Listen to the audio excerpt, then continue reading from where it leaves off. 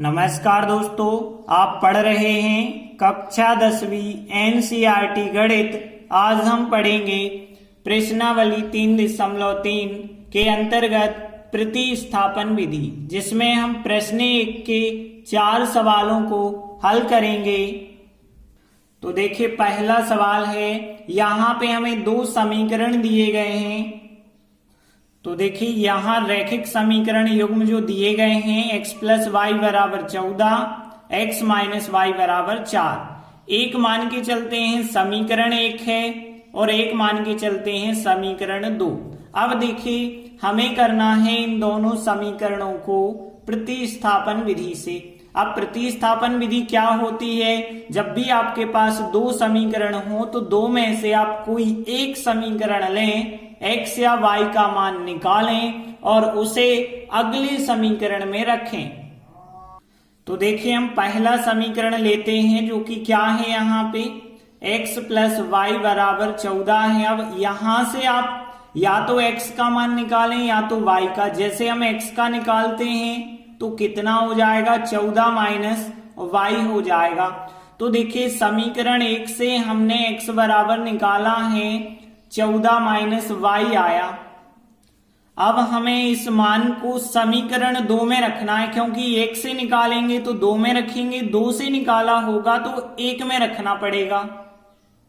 तो देखिए, हमने लिखा जो x बराबर 14 माइनस वाई है, उसको हम समीकरण 2 में रख रहे हैं। रखना कहलाता है प्रतिस्थापित करना। तो देखिए, x की जगह पे कितना आ जाएगा, 14 माइनस वाई आ जाएगा x की जगह है, और ये y जो पहले से है वो लिखा बराबर 4 है, तो 4 हमने लिखा। अब देखिए, यहाँ पे एक y और एक y कितने y हो जाएंगे, यहाँ पे 2 y हो गए माइनस के, और 14 का पक्षांतर कर दें तो 14 इस तरफ माइनस का हो जाएगा। माइनस का 2y बराबर 4 में से 14 को आप घटाएंगे तो माइनस का 10 मिलेगा। 2y बराबर माइनस 10, माइनस माइनस यदि हम दोनों साइड के काट दें तो 2y बराबर हमें प्लस का 10 मिलेगा, और फिर y बराबर यहां से कितना मिल जाएगा, 10/2 मिलेगा। 10/2 कितना कहलाता है, 5 कहलाता है। तो y का मान हमें 5 मिल गया है। अब देखिए, जो y का मान हमें मिला है, इस मान को यहां पे रख देना है, तो x बराबर मिल जाएगा फिर यहाँ पे 14 माइनस y का मान हमें 5 मिला है। 14 में से 5 को घटाएंगे तो x बराबर हमें 9 मिल जाएगा। तो x और y के मान आ गए हैं, यही हमारा आंसर होगा। तो फिर हमने लिख दिया, अतः दिए गए रैखिक समीकरण युग्म जो समीकरण 1 समीकरण 2 दिए गए थे, उनका हल x बराबर 9 और y बराबर 5 हो जाएगा। इस प्रकार से पहले प्रश्न का पहला सवाल कंप्लीट हुआ। इसके बाद दूसरा सवाल लेते हैं। तो देखिए, यहां रैखिक समीकरण युग्म एक ये समीकरण दिया गया है, एक ये दिया गया है। देखिए, इसे तो हम समीकरण 1 मान सकते हैं, इसमें तो कोई समस्या नहीं है। लेकिन यहाँ पे बटे में जो संख्याएं दिख रही हैं, यदि आप इनको हटा दें तो ज्यादा आसानी होगी हमें सॉल्व करने में। तो देखिए, बटे में 3 है, बटे में 2 है, 3 भी हटाना पड़ेगा, 2 भी हटाना पड़ेगा, और 3 और 2 दोनों को हटाना है। तो 3 और 2 का जो एलसीएम होगा वो एलसीएम होगा 6। तो हम 6 से प्रत्येक पद में गुणा कर देंगे, और यदि हम 6 का गुणा प्रत्येक पद में करेंगे तो देखिए रफ में क्या मिलेगा हमें। यहाँ 6 का गुणा करना है तो 3 एकम 3, 3 दूनी 6 कट जाएगा। 2 इंटू एस कितना आ जाएगा, यहाँ पे 2s आ जाएगा, तो 2s हमने लिख दिया। यहाँ पे फिर प्लस, अब 2 एकम 2, 2 3 6, 3 का गुणा t से करेंगे तो 3t आ जाएगा, बराबर 6 और 6 का गुणा करेंगे तो यहाँ पे 36 प्राप्त होगा। तो देखिए, हमने बटे वाली संख्याएं इस प्रकार से हटाई हैं। अब हम इसे बना सकते हैं समीकरण 2। देखिए, हमारे पास दो समीकरण हैं, दो में से आप कोई भी समीकरण ले लें और या तो s का मान निकालें या तो t का मान निकालें। तो देखिए हम समीकरण 1 लेते हैं, s माइनस टी बराबर 3। अब देखिए यहां से यदि आप s का मान निकालेंगे तो t का पक्षांतर हो जाएगा, तो t उस तरफ जाके धन का हो जाएगा। तो जो s का मान मिला है इस मान को अब हम इस समीकरण 2 में रखेंगे क्योंकि 1 से निकाला है।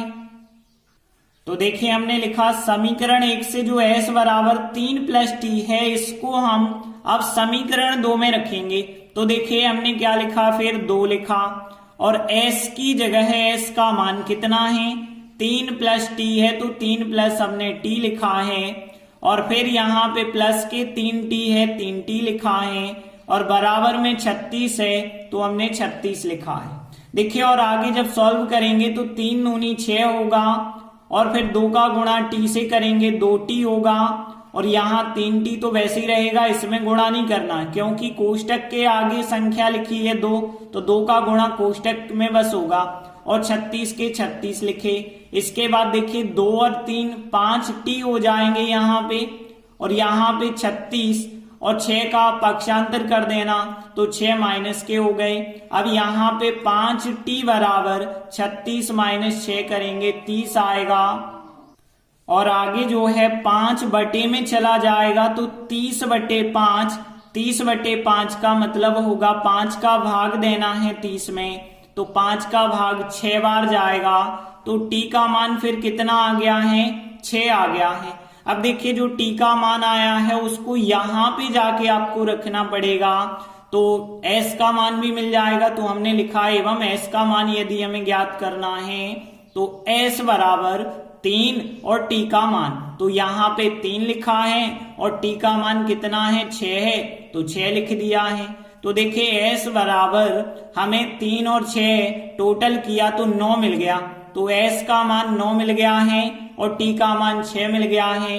मतलब जो हमें रैखिक समीकरण दिए गए हैं उनका हल हो जाएगा 6 और 9, s का मान 9 और t का मान 6।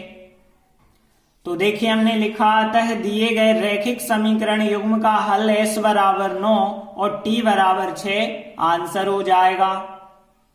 इसके बाद अगला तीसरा सवाल लेते हैं। तो यहाँ रैखिक समीकरण युग्म एक ये समीकरण दिया गया है, एक ये दिया गया है। इसे मान के चलते हैं पहला समीकरण और इसे मान के चलते हैं दूसरा समीकरण। अब देखिए हम यहाँ पे समीकरण 1 लेते हैं।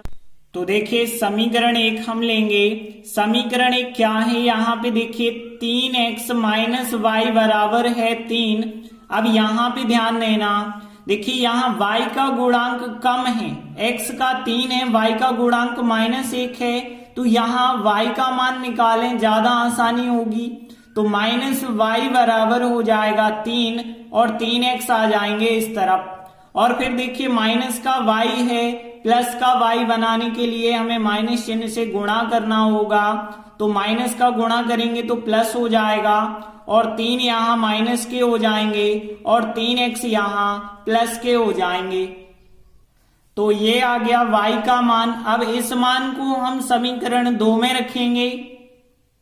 तो देखिए हमने लिखा कि y बराबर इस मान को समीकरण 2 में प्रतिस्थापित करने पर, तो देखिए 9x हमने लिखा और फिर 3 लिखे, y की जगह y का मान -3 प्लस 3x है और बराबर में 9 चल रहा है तो 9 लिखा। अब देखिए यहाँ पे 9x तो लिखे, 3 और 3 का गुणा करेंगे, ऋण 3 और ऋण 3 का धन के 9 होगा, 3 का गुणा 3x से करेंगे तो 3 त्रिका 9x हो जाएगा और बराबर में कितना है 9। अब देखिए यहाँ 9x ऋण के और धन के कट जाएंगे तो यहाँ पे हमें 9 बराबर 9 प्राप्त हुआ।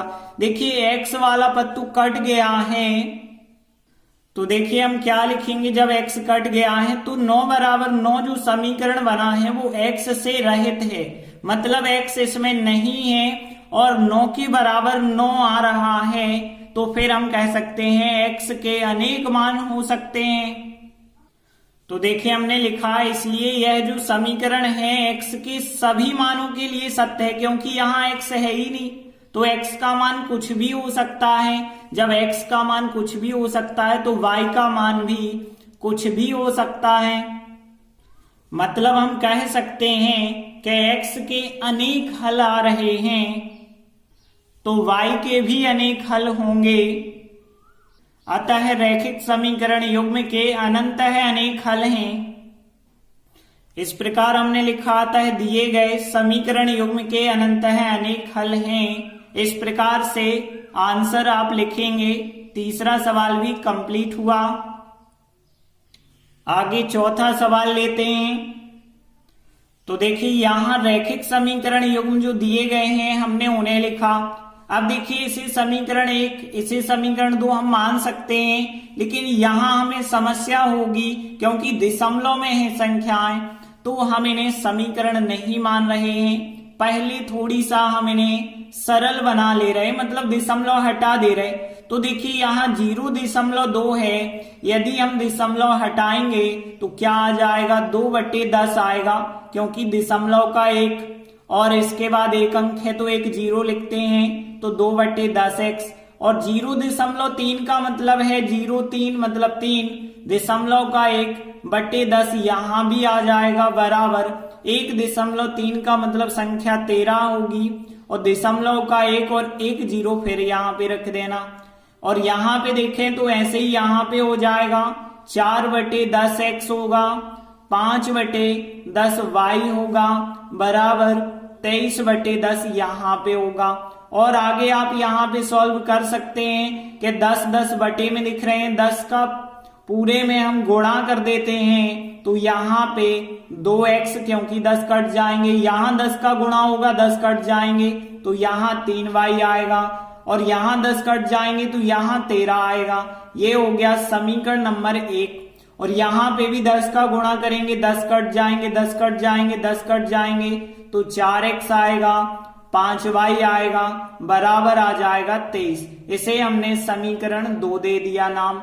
अब हमारे पास समीकरण 1 और 2 जो हुए हैं वो सरलतम रूप में हैं। इनमें से हम एक कोई समीकरण लेते हैं, जैसे समीकरण 1 हमने ले लिया।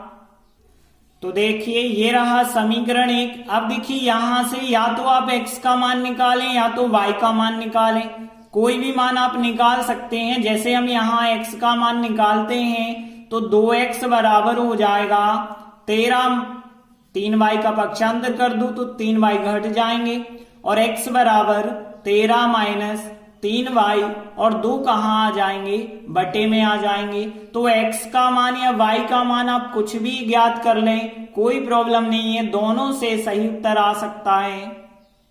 तो देखिए हमने जो x का मान ज्ञात किया है, इस मान को अब हम समीकरण 1 से ज्ञात किया है तो समीकरण 2 में रखेंगे।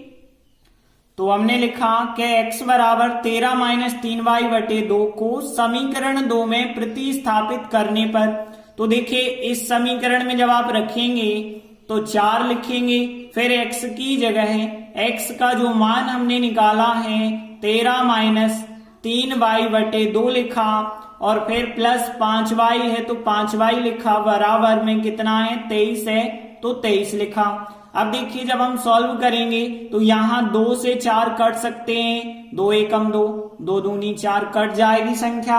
अब देखिए यहाँ पे 2 बचा है 2 का, लेकिन इसमें तो गुणा करना पड़ेगा। 2 का 13 से करेंगे, 13 दूनी 26 होगा, 2 का 3y से करेंगे, 2 3 6y होगा, और प्लस के 5y यहाँ पे चल रहे हैं, और बराबर में कितना है 23 है तो 23 लिखा। अब देखिए इसके बाद हमें क्या करना है, माइनस के 6y है प्लस के 5y है, माइनस का 1y बचा होगा बराबर 23। 26 का उस तरफ पक्षांतर कर देते हैं क्योंकि अंक अंक एक तरफ करना है और y वाले पद एक तरफ। यहाँ माइनस का y बराबर 23 में से 26 घटाएंगे, माइनस के 3 प्राप्त होंगे, दोनों पक्षों में माइनस से गुणा करेंगे तो y बराबर माइनस का प्लस बन जाएगा, माइनस का प्लस बन जाएगा, तो y का मान हमें 3 प्राप्त होगा। और y का मान 3 यदि मिल गया है तो अब हम ज्ञात करेंगे x का मान। तो एवं x का मान क्या होगा, यहां भी आपको रखना पड़ेगा। तो x बराबर 13 माइनस 3, और यहाँ y का मान 3 रख देंगे तो 3 लिखा हमने, और बटे कितना चल रहा है 2 चल रहा है तो 2 लिखा। और आगे जब हम सॉल्व करेंगे तो यहाँ पे आगे सॉल्व कर देना 13, 3 तिरका 9 बटे 2 है, और आगे देखिए 13 में से 9 घटाए 4 बटे 2, 4 बटे 2 का मतलब है 2, तो यहाँ पे x बराबर आ गया है 2।